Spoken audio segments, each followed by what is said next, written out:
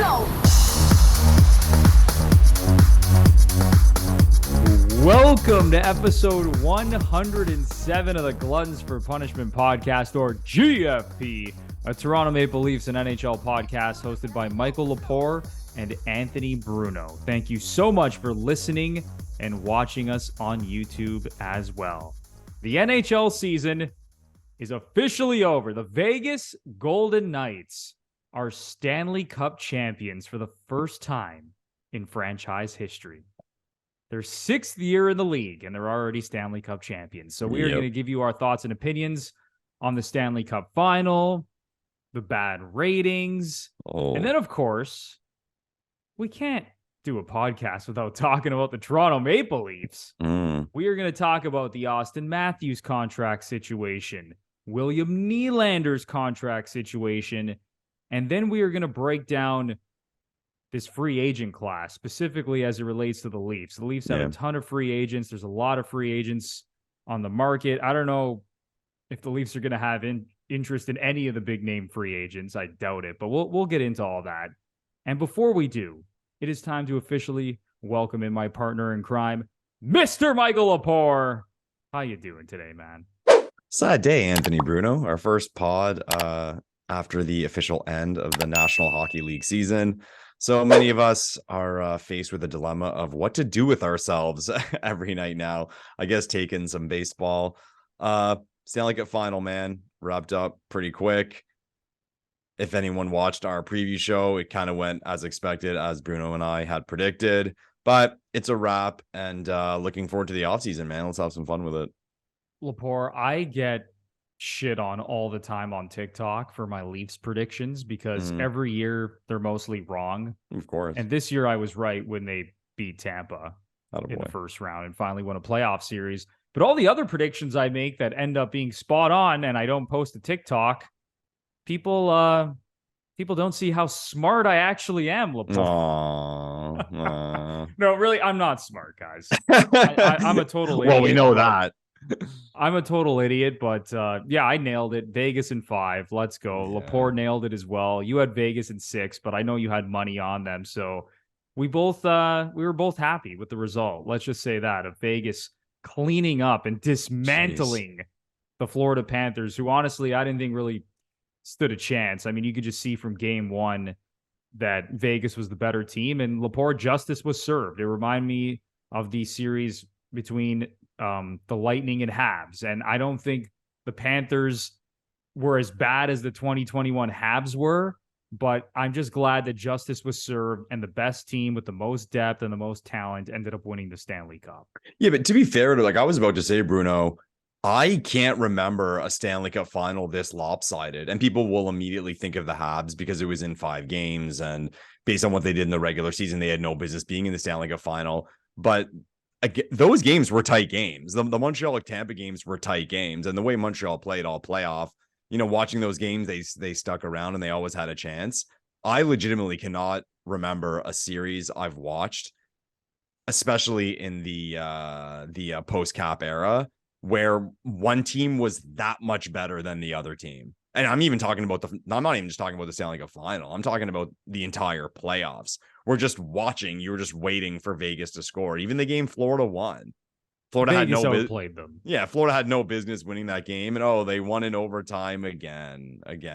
But I don't know. I think just what tipped the scales is I hate to be negative and say that, Florida finally got exposed or we found out who they actually were. But it was just Bobrovsky being human. Like, if Bobrovsky was playing at what he's been for the last few years, or even a very good goalie, this wouldn't be a story. And this is where it all comes down to it, man. Like, people always break this stuff down. Every time a team goes on a miracle run, everyone is so quick to point out, heart and character, and they know how to defend. No, Bobrovsky had like a 9.45 save percentage at one point in the playoffs. If it takes 20 shots to score 1 goal on a team, you're not going to win. Full stop. It doesn't matter about who else is on the ice because it's going to be too difficult to win. And that's what Florida pulled off. And what we saw was sort of what we expected in the way that one team far superior than the other team in terms of talent and depth. And then what just made it fully get exposed was Bobrovsky. And you may even say, like, he didn't even play well, really. I mean, in that one win, I think he had a few big saves, but you kind of expect that of any goalie in the Stanley Cup final. But was some of that, though, the way that Vegas attacked and played on offense, comparing Vegas to Toronto and Carolina specifically? Because Boston was able to score on Florida, and they played a lot of those games against Alex Lyon before Bobrovsky came in halfway through the series. But I don't know. I think something also has to be said for the way that Vegas just attacks wave after wave, line after line. And their big guys did produce. Like, Eichel was great. Stone was great. Marchessault was great.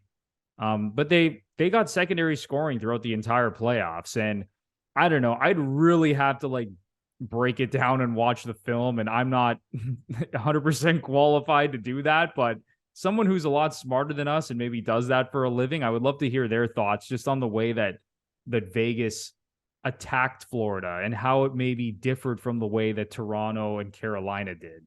yeah, someone told me that what worked for Florida throughout the playoffs was their style of offense, and the way it sounds cheesy. You get the puck in deep, lay a hit, and you force guys to get rid of the puck earlier than they want to. Someone I know before the series started just said Vegas is going to kill them because Vegas's D is too good. They're not going to panic. They're going to get it out. They're going to rim it around. They're going to find a guy on a break. And he was right. I mean, Pietrangelo always looked comfortable. So did Theodore and whoever else is in the gang. But it wasn't close, man. But is it just me, or was Hill an underrated story in these playoffs? To have the numbers he put up, he was incredible in the Stanley Cup final. And did you even really hear any buzz about a Conn Smythe trophy? And he's the goalie. Like, the goalie always gets some consideration. Yeah, it's pretty wild that he got zero Conn Smythe consideration. Now, he did not play the entire playoff run, and obviously the Conn Smythe goes to the MVP of the playoffs. Right. But he played a huge role. And in the Cup final, man, the guy goes 4-1 with a .923 save percentage. I mean, he was good. He did his job. And I think a lot of people coming in thought that Bobrovsky was going to outplay him. But I think it's just the way that Vegas plays. And I actually heard Alex Pietrangelo talking about this when he was interviewed on 32 Thoughts on Sportsnet. He said not to, no, this is not word for word, but he said not to kind of diminish what our goalies are capable of or to throw anyone under the bus or anything. But he's like, it doesn't really matter who's in net. He's like, we kind of always play the same way. Right. And you saw it all season. They rotated through 5 goalies this year. I feel like Vegas does that every year. It's not crazy. Even a story anymore. Robin Leonard out for the season, and it didn't matter at all. Literally didn't matter. I could have been in net. Lepore could have been in net. It just seemed whoever was in there was putting up a .915 save percentage, and their decor is awesome. Shea Theodore, Pietrangelo, Martinez, McNabb, White Cloud, Haig, and they're all big too. They're all 6'2", 6'3". They can all skate. I mean, what a team, man. It's that, they're just such a well-oiled machine, and they're so good from top to bottom. And kudos to them, man. Fully deserved. Yeah. It's during the playoffs when you watch every minute of a series, when you notice guys who maybe aren't the biggest names, but the effect they can have. Martinez and McNabb, I thought, were excellent. They were excellent. Just so solid, comfortable. It's a weird thing, man, because Vegas destroyed this playoffs. Did we just totally ignore them all year? We did. Thinking back now, everyone thought the Oilers had the West. Everyone thought the Oilers had the West. That sounds ridiculous now. Ridiculous how easily Vegas just plowed through the playoffs. And even to be fair, throughout the regular season as well, they had an amazing regular season, and we dabbled all year. No one's really talking about Vegas, but even me, I'll say I didn't pick Vegas to even win the conference, let alone win the Stanley Cup.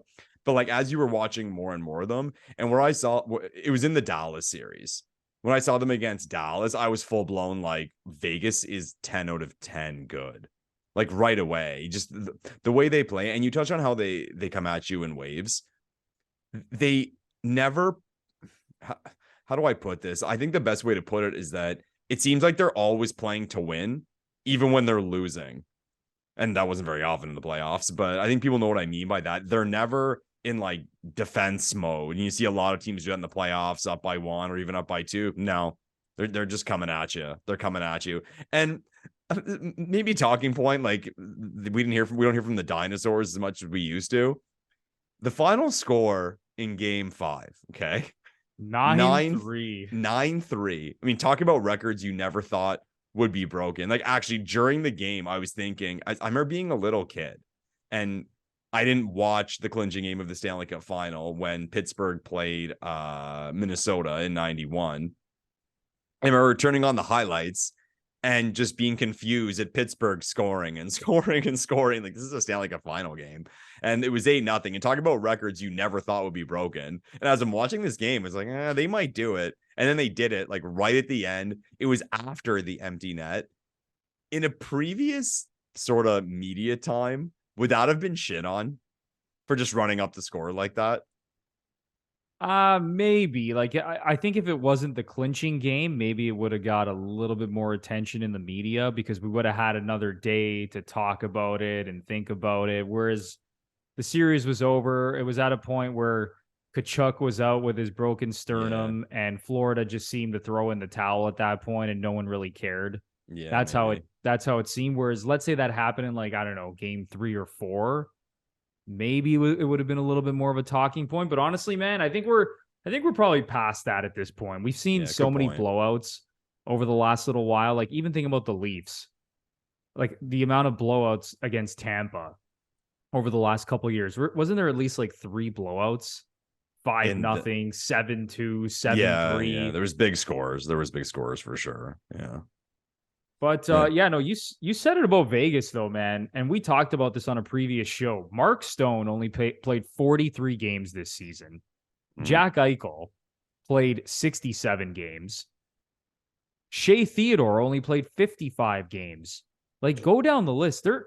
Their best players missed chunks of time this season. Even how many games did Alec Martinez play? I feel like he only missed 5 games. Surprisingly, because he's usually a sheet of glass, as I know from rostering him in fantasy hockey. I knew that's where you were going to go with it.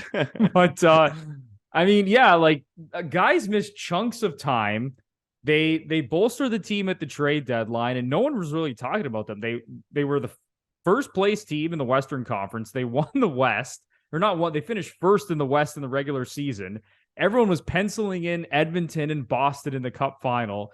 And Vegas is just quietly dismantling every team. Get out of here. They outscored their opponents 66-33 at 5-on-5 in the playoffs this year. That's insane. That is insane. How many teams? There's probably teams in the regular season. I mean, we know teams in the whole, but plus 33 could be a good team in the regular season over 82 games. To do that in 4 series, incredible. So good.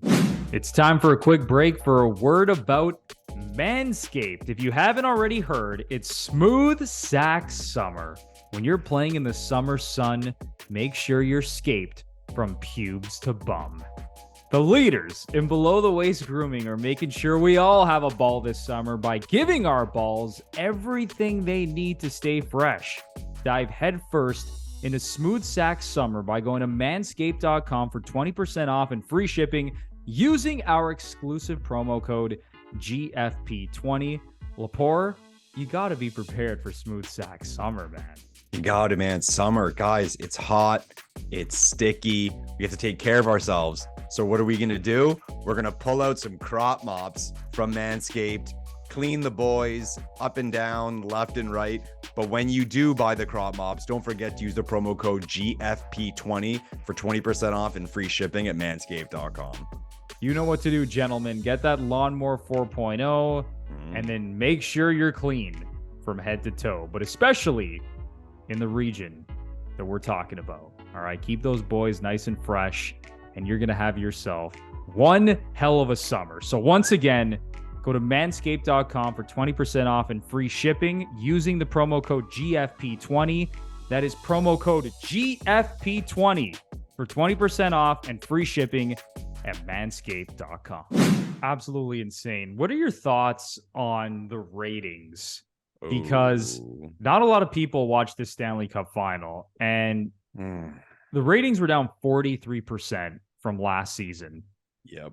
From last year's Cup Final, and that was the lowest rated Cup Final since 2007. The one that we just saw between Vegas and Florida. And I know you have some more metrics.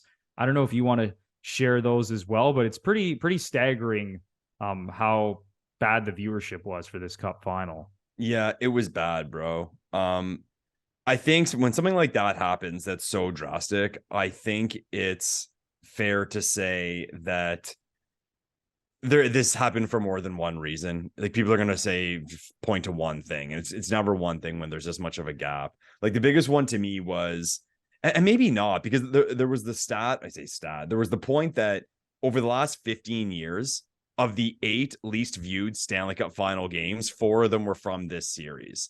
And people's like, "Oh my God, that's insane!" But at the same time, it's like, well, if no one's watching the series, no one's watching the series. What does it matter, right? Let's face it, man. It was the Florida Panthers. And maybe people don't want to say that out loud, but they don't have a fan base. They barely have a fan base in Florida, let alone nationally. There's 0 Florida Panthers fans in Canada. And even Vegas. I mean, I think people really and truly like to watch Vegas. And I'll say I'm one of those people. But in terms of a national fan base, it's not good. And something we can touch on too, man. The NHL is losing ground on the other leagues, if we're being perfectly honest with ourselves. So that point of it is not shocking. It'd be interesting to break it down throughout the playoffs and see how certain series compared to the Stanley Cup Final in terms of total viewership, to kind of see how team-based it was, as opposed to people just simply not watching. Because to be fair too, I remember seeing the stats on the Tampa-Toronto series, and they weren't that good. But then you're like, well, there's Toronto, but then it's Tampa.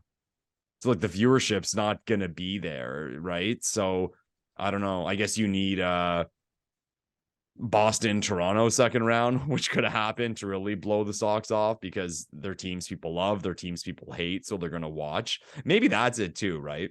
They say with sports ratings, I remember when LeBron made the worst decision of his life and went to the Miami Heat, all the hatred came down. And I remember seeing the numbers later that the ratings on the Heat were bananas. People love villains, man. They love to root against the villains. 100%. They said even tickets, like when the Heat were in town, it was like the Beatles were in town in terms of getting a ticket.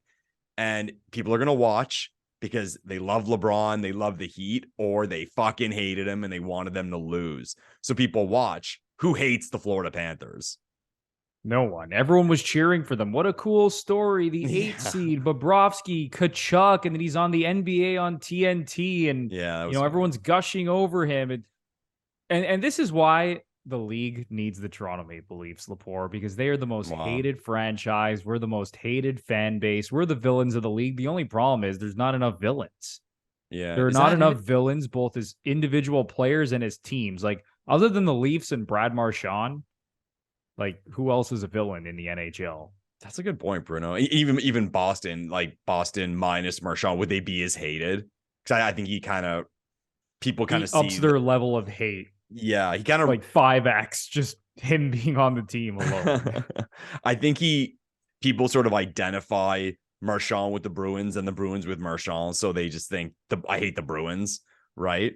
But yeah, now that you mention it, teams you hate. I mean, I think it's safe to say that all the fans of Canadian teams hate the other Canadian teams.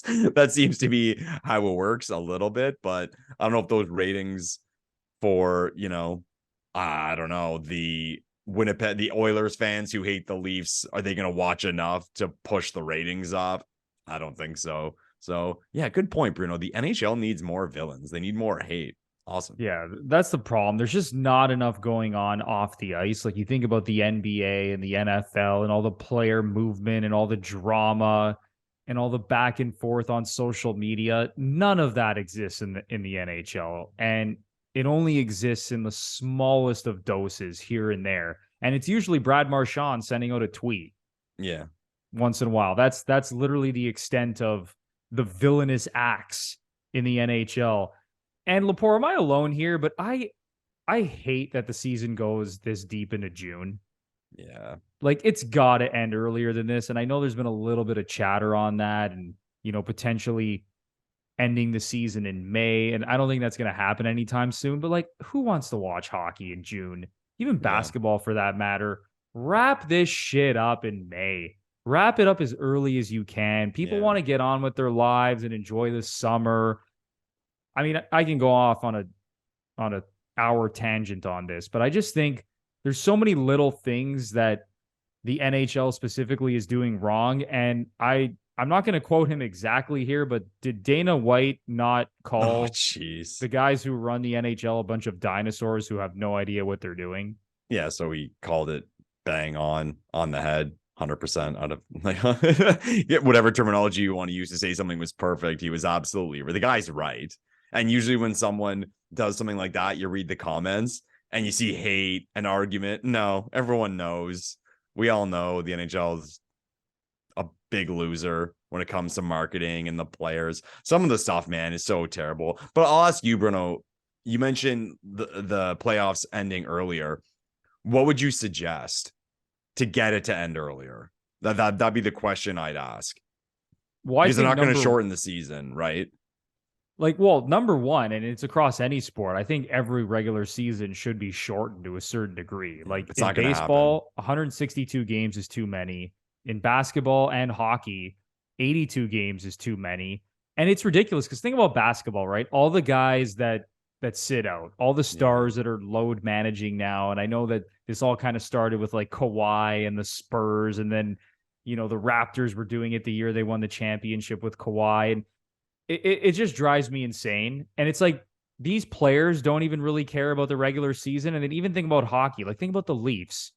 How everyone's like, the regular season doesn't matter. These guys get 110 points every year. Matthews and Marner, regular season stars. No one cares. We just want to see you perform in the playoffs. Okay, so then why the hell are we still playing 82 games? Yeah. Like the Leafs and Lightning were locked in to round one in November. Especially with the setup, it makes it even worse. It's brutal. So that would be my first, that would be the first thing I would do.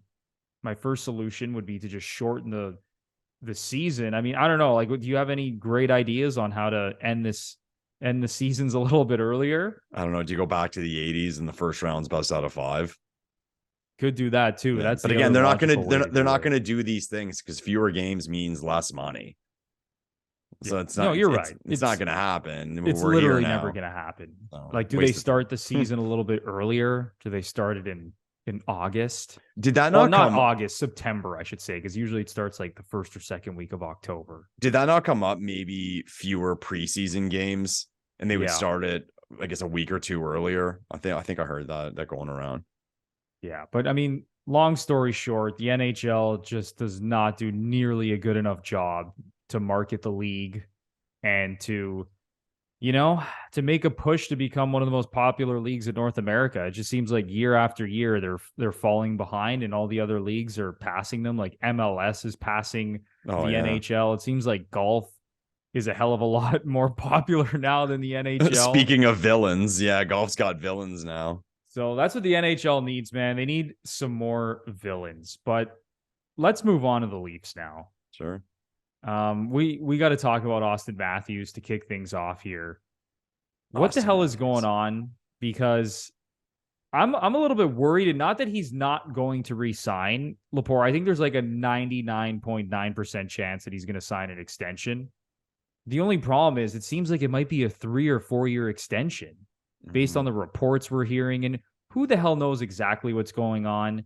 I mean, I know a lot of these reporters on TSN and Sportsnet and Chris Johnston, they're well connected, but you never truly know what to believe. But it seems like Matthews is going to try and sign a short-term deal. And he's really the only guy in the NHL who's approaching this like an NBA player, being like, no, I'm going to sign for 2 or 3 years. And then when I become a UFA again at the age of 29 or 30, I'm going to cash in again and make even more money when the cap continues to rise. And it's just unfortunate that the only guy doing this Yeah. plays for our favorite hockey team and won't just sign an 8-year deal. Seriously. And make it easier to surround him with talent. So what are your thoughts on this situation? Yeah, I heard the discussion. It was on TSN. Mike Johnson, they brought him on. They talked about it. And they argued about it. There was two sides to it. I will be furious if Matthews signs a 3-year deal. Why would we cave to that? Why do we cave to this stuff? Like you said, Bruno, it seems like we're the only team that does this. Every time, my alert goes off. So Jesper Bratt signed an 8-year extension. Oh, that seems like good value. God forbid someone on our team wants to do that. And it's frustrating as a fan. And I remember watching that debate on TSN, and Mike Johnson was taking the side of Matthews, saying, he's worth what he's worth. He can do whatever he wants. And that's true. Of course, that's true. He can do whatever he wants. But then the team can also move on. That's his decision to be that way. Then he has to be open to options to play somewhere else. Because let's call it what it is, Bruno. It's embarrassing. Why us? Why us? Yeah, like as much as I agreed with Mike Johnston in terms of like thinking about it logically, like, yeah, Matthews can do what he wants. He's one of the star players in the league. I was totally on the side of Brian Hayes, who was, 100%. arguing what we are. And he was saying, this is the only guy in the league who's doing this. I mean, go down the list.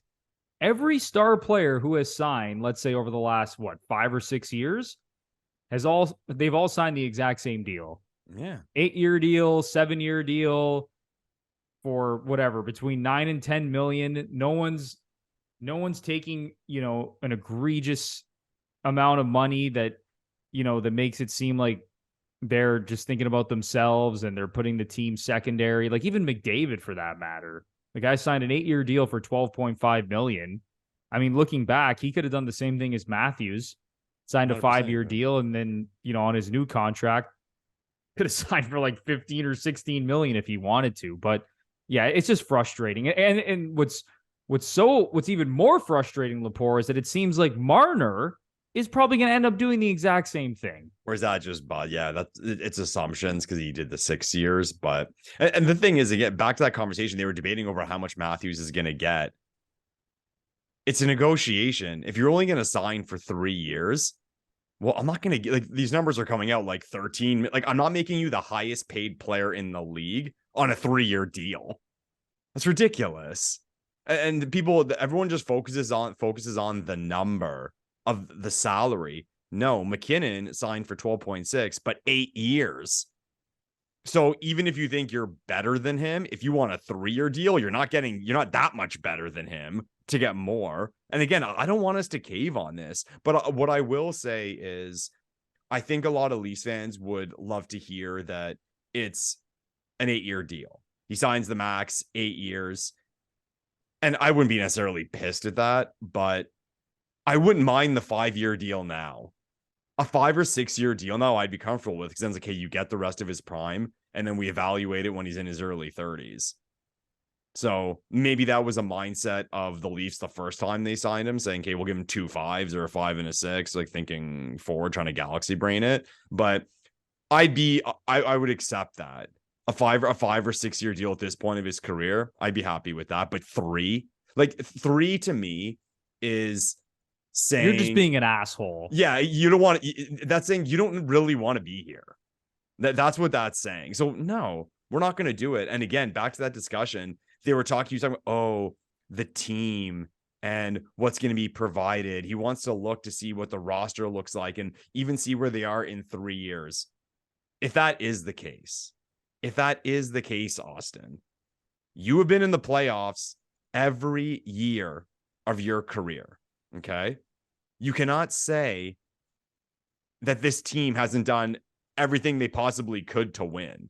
The money they take on, the guys they seek out, what they put in the staff. Crazy. You cannot say this team is not trying to win. And to be fair, with the way everything's set up, it'd be pretty shocking if this team didn't remain to be competitive. The next point I would make to him is, I want to see where the team is at. When you're making that kind of money, where the team is at is up to you. if you want to sit there and be like, I want 13 million, well, then I'm relying on you for success. Then you can't say, oh, this team's no good. Well, you're making $13 million, bro. So it makes me angry. It makes me angry and it pisses me off as a fan because I know people have these emotional attachments to these players, but players come and go, everybody.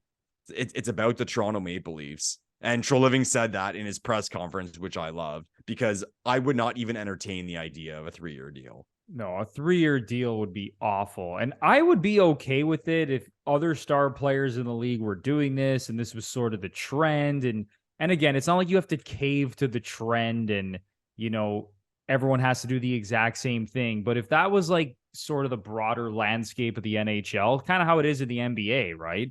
Like I said, a lot of the star players sign short-term deals. They give themselves a lot of flexibility. There's a lot of player movement. It's not like that in the NHL. What's so frustrating is seeing every other star player sign the same long-term 8-year extension, and then Auston Matthews is sitting there. And again, we don't know the full story, but based on the reports and what people are talking about, it does seem like he wants to sign a 3 or 4 year deal. And I think it's awful. Yeah. Like at some point, you need to think about the team and surrounding yourself with the best talent, because at that point, it's like you don't give a shit anymore. Like if you want to sign a 3-year deal for $14 million, do you really care about winning a Stanley Cup? Yeah, and I was going to make that point. You can't look me in the face and say, oh, you're 100% dedicated to winning and all you want to do is win. No, you don't. No, you don't. And guess what? Like people, like not everyone cares about winning the Stanley Cup. I'm not going to like shame someone for being like, you don't care enough about winning. You know what? To each their own. Some guys don't give a shit about winning. Don't care about winning the Stanley Cup. Don't care about winning playoff series and winning the Conn Smythe Trophy. They just want to play hockey, have fun, and make their money. And maybe that is Auston Matthews, but the Leafs have to determine that. Yeah. Brad Treliving has to determine that. Yeah. I would be pretty angry, Lepore, if I see the news come out and he signs a 3-year deal for $14 million a year. I'm just going to shake my head. Yeah, you're allowed to do whatever you want, as was said on one side of the argument, but you don't have to play for us. And that's where it's disappointing if it does go that route. And even the whole thing about the team and where they're at, I think it was Jeff O'Neill made the point saying, we can trade you. If you sign an 8-year deal in 3 years, you can walk into the room and say, I want out of here. It's like Auston Matthews to get moved in 5 seconds. Right. So I don't know, Bruno. I'm scared because I'm seeing all these guys signing these deals, and you see where players are at. Stützle, Suzuki, Caulfield, Jesper Bratt, Tage Thompson, they all sign like the long-term $8 million. So there's that thing of like, well, if Matthews signs, say, a 5-year deal and it's like the 13 million even, yeah, he's better than those players, but they signed for 8 years. So is he that in 5 years, 4 years, will he be that much better than those players? And that's what's scary about it. And that's why I don't want my team to do it. Right. We need to be the boss here. And like we talk all the time about how much power the Leafs have in the National Hockey League because how much revenue they generate. Well, fucking act like it. Yeah, I really hope Brad Treliving doesn't cave to his demands. And listen, I can stomach a 5-year deal. Like that won't be the end of the world, because then you could say, you know, he's going to be in his early 30s and then you can reevaluate, because you also don't want to get stuck in the situation like is happening in Calgary. And I know it was a different situation and Brad Treliving was pretty much on his way out the door. It was like a last ditch effort to save the franchise. Like Huberdeau's under contract for over 10 million until he's like 38 years old. Yeah. Same with Nazem Kadri. So you don't want to be in that situation where you're paying these guys a shit ton of money into their late 30s. So maybe you can look at it that way and say, okay, if Matthews signs for 5 years and same with Marner next year, they're going to be in their early 30s. And at that point, like you could rebuild if it's just not working. And, you know, at that point, it'll have been like what, 12 years of the Leafs not being able to get over the hump. Us still arguing they can do it. Bring it back. Yeah. Run it back, baby. 13 years in a row. Run that shit back. Fuck. How about William Nylander? Because Chris Johnston on his podcast was talking about, and again, this is speculation. It's not like he was saying William Nylander is demanding this amount of money, but he thinks that William Nylander could be asking for over $9 million a year. Mhm. And that puts the Leafs in a tough spot. If Matthews is going to get a raise and potentially make $13 million, Nylander might want over 9. And Chris Johnston was saying the Leafs are probably going to want him to sign for something in the 8 range. It's like, what do you do now? Because, if it was difficult before to build around this core, if they all get raises and they have all these free agents, this is going to be pretty tough for Brad Treliving to navigate. Yeah, and the cap hasn't gone up in a few years. It's just puttering up slowly. Again, with Nylander, though, the price, right? Well, what's the term? It better be 8 if we're going to give him. Would you give Nylander 8 years, like $9.2 million a year? It's not ideal. It's not ideal. But Jinka, he makes 7 now, and now you're buying all UFA years. There's that issue. So like people would compare it to the guys I just listed off that signed the 8x8s, but those guys had RFA years. So I would have expected Nylander at like 9x8. That would have been like my call because like he's making 7 now. So like really, I mean, at the end of the day, what was he gonna get? Yeah, I mean, it's pretty fair. It's hard to argue that he doesn't deserve a contract like that. I mean, he's a really good player, and once again in the playoffs, he played pretty darn well for the Leafs. I mean, you could make the case that he was Toronto's best forward for the second straight playoff run. Yeah, and I guess the playoff runs did not last very long, but he was really good. I guess to the point, Bruno, it's funny how at 9 you're like, but 8x8, done. To get 8 years of William Nylander's UFA as his 8 of his UFA years at that price, and he makes just under 7 now. Yeah, like what are you gonna? Well, you can't beat that. And the guy just had a career year, so that I'd be very happy with. What the Leafs might just have to stomach here is they're going to have to pay Nylander, and maybe it's $9 million over 8 years, and maybe they cave to Auston Matthews. Let's say Matthews does sign a 5-year deal for like 13.5 or 14 million. Fuck. Then they're going to have to sign Marner, and it's almost like they're just going to have to bite the bullet for 2 years and understand that they're not going to be able to build a team like Vegas where they have more depth and the money's a little bit more spread out. Even though Vegas, like low key, like pays their top guys a lot, like Jack Eichel, 10 million, Mark Stone, 9.5 million, Pietrangelo, 8.8 million. Like their top 3 guys make like $28 million.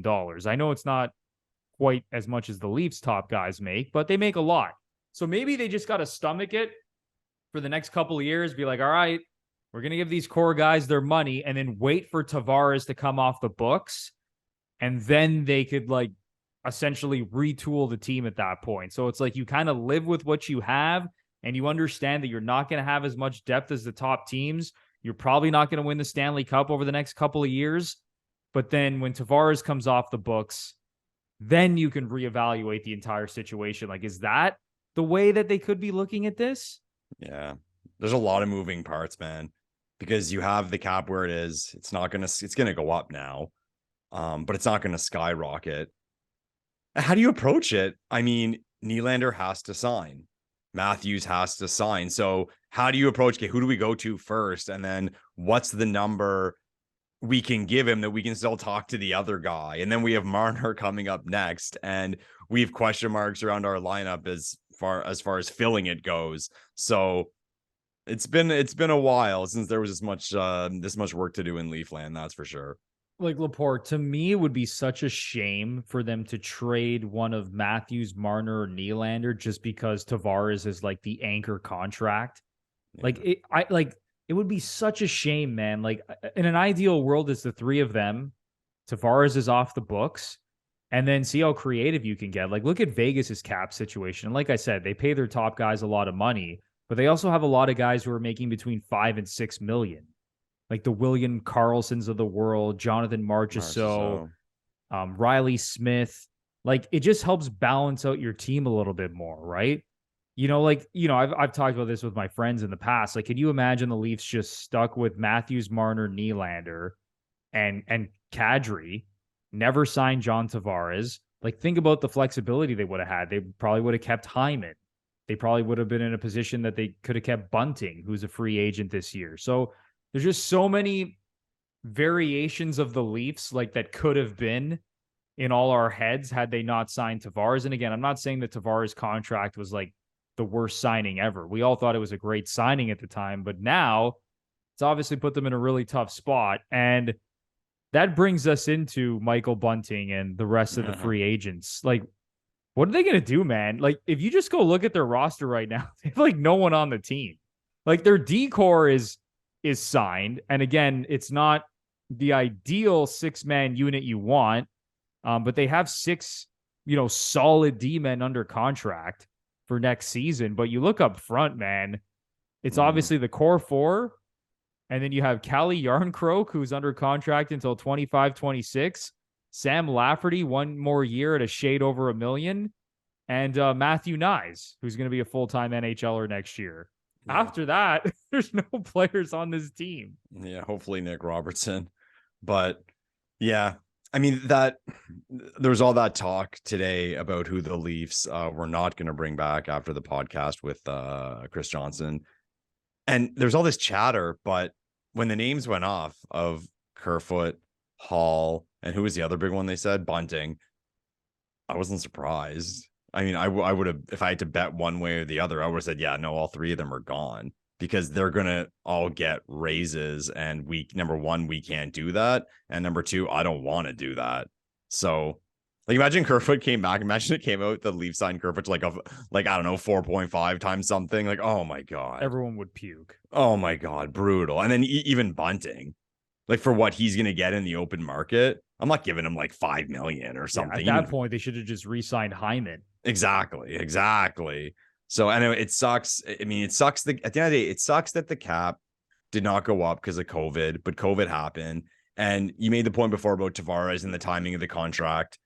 That's a big punch in the face when it comes to this with the Tavares thing, is that the cap didn't go up. We had our guys locked in, figuring, okay, as this cap goes up, we can give our depth a push, but we couldn't because the cap stayed flat. So it sucks. I think, I don't know, man, this might be a little off topic, but it's such a weird league. And with the hard cap, here we are talking about Auston Matthews and William Nylander and Mitch Marner and these high-end players. It's essentially a league that's structured that if you want to be successful, your best players have to take a pay cut. Really and truly at the end of the day, because if they're getting their real and true value, you're not going to win.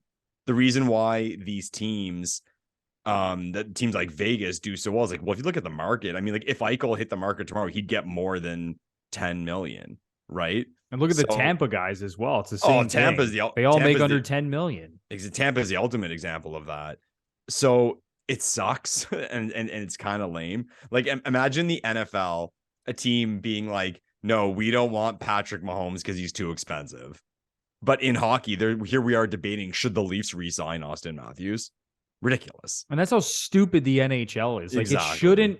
It shouldn't be like this. That's what's so frustrating. And I get it. A lot of the star players are doing the same thing and they're all signing 8-year deals and we want Matthews to do the same thing. But it's just so stupid when you just think about it logically that the NHL is in this position where you can't pay the star players what they're worth. Because if you pay the star players what they're actually worth, chances are you're not going to have a good team and you're not going to have a team that's good enough to win a Stanley Cup.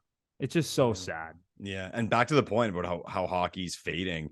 Hockey in the 90s was on the rise. And there's that famous Sports Illustrated cover that predicted that the NHL was going to pass the NBA. There was no cap. And to your point, Bruno, earlier, when there's no cap, there's very, very, very strong teams. And then there's villains. People hate teams. Whether the Florida Panthers are good or bad, nobody gives a shit. But there's a lot of teams out there. If Detroit was just stacked, well, now people care because they're either Red Wings fans, because there are a lot of them, or they fucking hate them because they're stacked. And you can't stack your team in today's NHL unless everyone takes a haircut. Parity is so overrated, Lepore. Like, I always say that. Parity is the most overrated thing. Like, think about the NBA. You said it with the Heat, the Heatles, LeBron, D Wade, and Bosch, when they were dominating the league, and even Golden State, right? Like, people are tuning in to watch these teams. When Kevin Durant joined Golden State, as much as that kind of sucked for your favorite team because they were an unstoppable force. Like, you're tuning in to watch those games. Like, think about this year's NBA Finals. I did not care about this NBA Finals like I did past finals that involve LeBron and Steph Curry and Golden State and the Miami Heat. And I know the Heat were obviously in it this year, but I just didn't, and not that I didn't watch, I just didn't care enough about it. Yeah. Honestly. And I think a lot of people were in the same boat where it's like, all right, Nikola Jokic, great player, 2-time MVP. He's sort of like an average Joe who's like suddenly the best player in basketball. Jamal Murray, Canadian, comes back from his torn ACL, plays out of his mind. Playoff Jimmy Butler. But like, it still just wasn't enough, I think, to captivate like the average basketball fan. And it's the same thing in hockey. It's like the first round's great, Lepore. The first round of the playoffs in hockey, nothing better. But as it goes on, I feel like it just like, unless your favorite team or a big market team is moving on, people just care less and less because parity doesn't matter, man. You need teams that you hate. You need villains. You need super teams. You need guys that are making a ton of money. It's just not great, man. It's not great. Yeah. And you made the point about how the playoffs go on.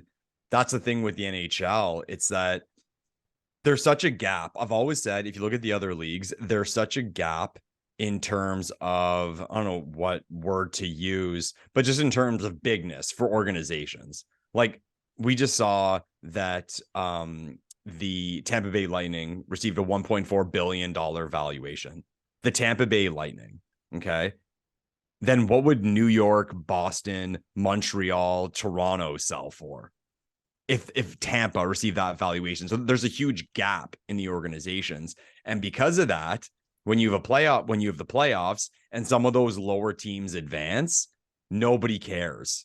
Like, Carolina and Florida was the Eastern Conference Final. I mean, you watched it because you were a hockey fan and you appreciate players, certain guys you root for, but no one really and truly cared. In the other sports, the gap isn't as big. Say if you're that middle of the road team or even a lower end team, and maybe there is that Cinderella story in the NFL or whatever, but because the gap is not as big, when you have a team go on a run that maybe shouldn't have, it's not devastating because people are still going to watch. And I guess you talk about like the structure of the sport, say the NFL as an example, it's one game. So yeah, I'm going to watch the NFC Championship game regardless, right? But it's just with hockey, here you have these teams that, I'll say it, nobody gives a fuck about playing a best of 7 series. Yeah, like I'm not tuning in to watch Sebastian Aho in the conference final against Florida. Like, I just couldn't care less about any player on the Carolina Hurricanes. Yeah, again, I know that sounds terrible, but really be honest with yourself. Like, were you tuning in to watch the Carolina Hurricanes throughout this playoff run? Like, who on that team was captivating you to tune in? But again, I think people like us, Bruno, we're going to watch because we're the hockey fans. And they always say with sports marketing, you have to go after the people who don't watch. Like, again, back to the NFL, all the calls now, how they protect the quarterbacks and how pass interference is nothing now. You touch the wide receiver, you get pass interference. So the reason why they do that now is because, okay, they want more scoring. They want more touchdowns because they want that middle fan or that non-fan to start watching more or start watching it, start to fall in love with the sport. We're going to watch it regardless. And I think, again, like myself, yeah, I watched Florida, Carolina because I love hockey and I'm a hardcore, but that person who's not really and truly interested in hockey, has zero chance to bring them in. And that's the issue. Yeah, it's just sad. I just feel like the NHL can be run so much better than it is, and it's being held back. And again, I guess you could blame Gary Bettman since he's the commissioner, but I just think there's a lot of factors at play, and they're just not optimizing the way that this league could run. And it truly could be, I don't want to say it could be on par with the NFL and the NBA, but it could be right there. Right there, right underneath those teams, or underneath those leagues in terms of popularity. But Lepore, before we end the podcast, like, are you interested in any of the free agents on the market right now? Like, I could list off some names, and I've been spitballing back and forth with some of my friends, and one of my friends really wants Tyler Bertuzzi, and I mentioned Ivan Barbashev is a UFA. Like, there's some interesting guys, but it's like, should the Leafs really be allocating We can't. money to any of these guys? Because We can't. So that's that. There's just not a lot Next of topic. flexibility. Yeah. And the list sucks this year. Someone did an article a few months back listing the pending UFAs, and they were saying like Bunting might get the biggest deal. Like it's a bad class. Yeah. And free agency, to be fair, they do it every someone posts it every July 1. You see the list of contracts from, say, the 5 years previous or the 4 years previous, and they're all bad now. They're all terrible. Oh, so yeah. you don't want to give those quote unquote good players the star money, or the star player the bananas money. Free agency, if you can, stay away unless it's an opportunity to get some value depth. And I think that's the way, that's the way the smart GMs approach it. Yeah, I think 90% of the big contracts that are signed in free agency end up being bad. Yeah, and again, I don't know if that number is spot on. I'm just saying 90% off the top of my head. But most of the contracts end poorly. Like when Michael Bunting is considered a top 5 free agent on the market, yeah, it's just not a very good free agent class. Simple as that. Yeah, the poor guys at TSN, they're going to be sitting there all day twiddling their thumbs or just waiting with bated breath. Yeah, Evan Rodriguez to sign it's so as a free agent, and Eric Holla. Can't wait. It's so entertaining watching trade deadline or July 1 when it sucks, because it's so intriguing to see what they come up with to talk about. Like, it'll just be these random things of like, what's the next Team Canada? And it's like, why are we talking about this? Like, we should have to fill airtime. So I find it hilarious. But again, the NHL, amazing. Yeah, I think it's safe to say the Leafs are not going to have their eyes on any of these big name free agents, if you even want to call any of them big name free agents. So it'll be interesting to see, because one thing Kyle Dubas was very good at was signing cheap players and bringing them on board to supplement the core, because the core was making $40 million a year. So we'll see if Brad Treliving has that same creativity. Do you want Ryan O'Reilly back? No. He makes us slower. He's a good player. He's a year younger than John Tavares. He can still produce. He was pretty good in the playoffs, but I'm not bringing that guy back on a $6 million a year contract. Oh, fuck no. No way. Do you think someone's going to give him $6 million? You never know, man. I mean, someone could give him a 4-year deal for $6 million. I don't know. I'm just kind of thinking off the top of my head here, but I feel like that he's going to want to cash in one last time. And again, it's not like he's that old. He's a year younger than John Tavares, year younger than Nazem Kadri, just to put this in perspective. But the legs, man. But he's just, the foot speed's not there. He's going to want to sign one big contract before he kind of, slows down and retires. So, there's no chance the Leafs are bringing him back, in my opinion. I could be totally wrong, though. Yeah. All right, Lepore. It is that time of the show. Is there anything else you want to get off your chest before we wrap up this podcast? I don't think so, Bruno. I feel like there was a lot of anger in this one. We threw shit at the Florida Panthers. We threw shit at the National Hockey League. We threw shit at what free agency is going to be. We threw some shit at Auston Matthews. So I'm good, man. I'm calm and satisfied with this podcast as it went through. Yeah, same here. There was even a stray bullet that caught Sebastian Aho and the Carolina Hurricanes that I dragged into all this. Yeah, he's listing out there. He's listing out there. What does Bruno have against me? He's just out there putting up a point per game, winning playoff rounds every year. What a great player. And I'm just out here throwing shade at him. Sick player. I'm a horrible human being, but we don't care because we don't hate him. Yeah, right. Exactly. We need more Brad Marchands. That's what we do. Need.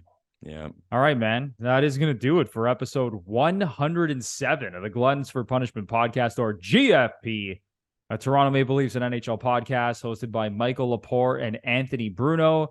If you're a first-time listener or a long-time listener and you really enjoy the show, we would appreciate it so much if you give us a 5-star rating and review on either Apple or Spotify. And if you're watching us on YouTube and you really enjoyed this content, we would love you so much if you smash the like button, subscribe to the channel, ring the notification bell, and leave a comment down below. Let us know what you think the the Leafs are going to do in free agency, or how much you think Auston Matthews and William Nylander are going to sign for their new deals. Yeah. We would love to hear your thoughts.